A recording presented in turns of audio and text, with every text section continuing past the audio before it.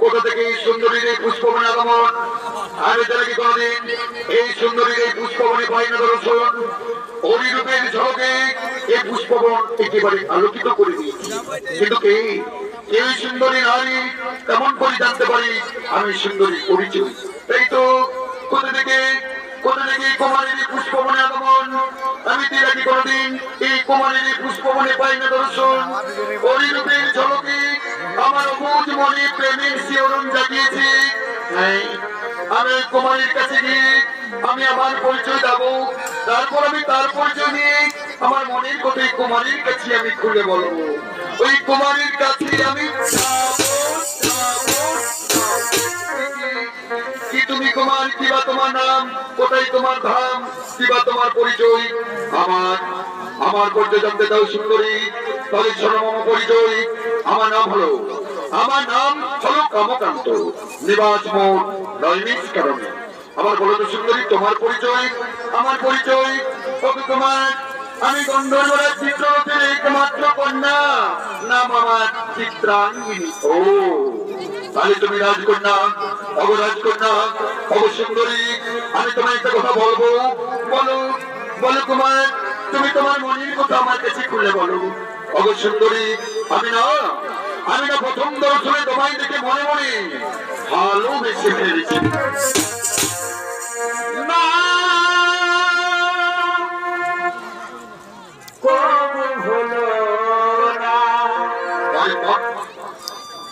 মহাদের melon কেটে কোন ভুলো না,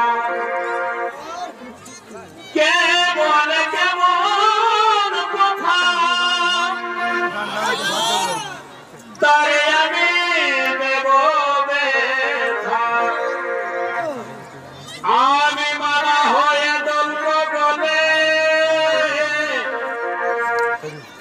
মারা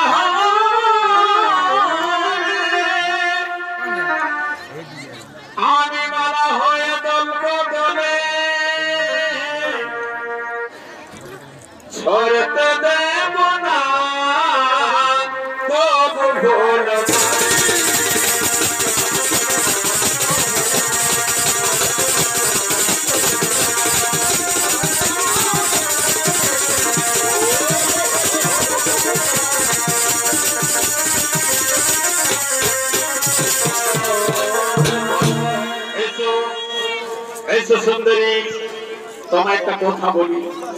ও কি কথা আমায় বলো না। ও তোমার নখে দেব না ছাবিয়া আর কানে দেব এই সুন্দরী তুই রাখিস আমার জাতি মান করব এই সুন্দরী তুই রাখিস আমার জাতি মান করব আর বলে দেব বলে মানা আর গজমতি হার আর তোমায় দেব ভালোবাসা ভালোবাসা রে নেই তুলনা তার। ওরে প্রীতিরা গুণে তোর ফুটবে বিয়ের ফুল এই সুন্দর তোমাকে সারা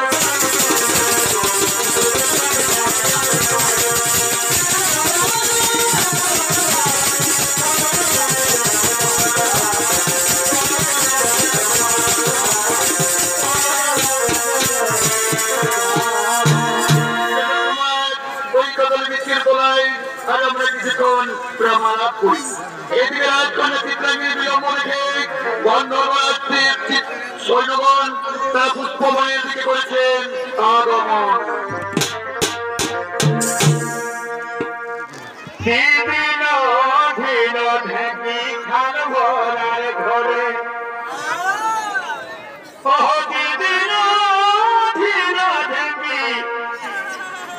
খাল ভরার ঘরে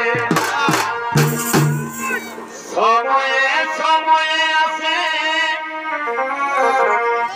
আমাকে জানা মানে দিল দিল ঢেকি খাল ভরার ঘরে খাবার বেলায় পুড়ে পুড়ে কামের বেলায় দৌড় মোড়া এগো খাবার বেলায় পুড়ে পুড়ে কামের বেলায় দৌড় মোড়া চাষের ধান পুষ্পরমটা এগো চাষের ধান পুষ্পরমটা হবে হবে চলে দিদিল ঢিল ঢেকি খাল ভরার ঘরে ও দিদিল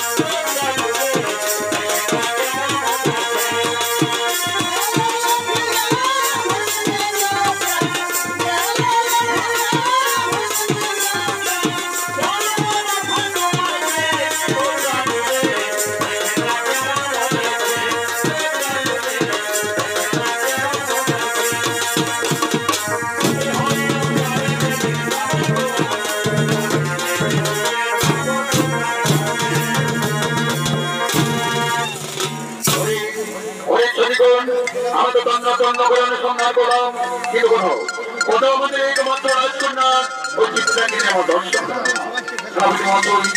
সেনাপতি মহাশয়টাকে দেখুন তো, এই কদলীবৃক্ষের গলায় একজন যুবকের সাথে আমাদের রাজকন্যা প্রেমালিঙ্গনে তৈরি করি।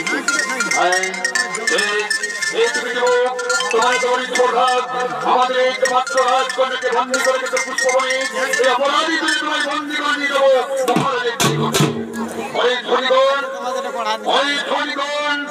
বন্দির কোন প্রয়োজন হবে না। আমি স্বেচ্ছায় মহারাজের নিকটে যাবো। আমি সেখানে গিয়ে আমার এবং এই চিত্রাঙ্গী ভালোবাসার কথা বলে এই চিত্রাঙ্গীকে আমি সসম্মানে বিবাহ করে নিয়ে যাবো আপন ভবনে। চলো চলো ধনীগণ, আমি মহারাজের নিকটেই চললাম।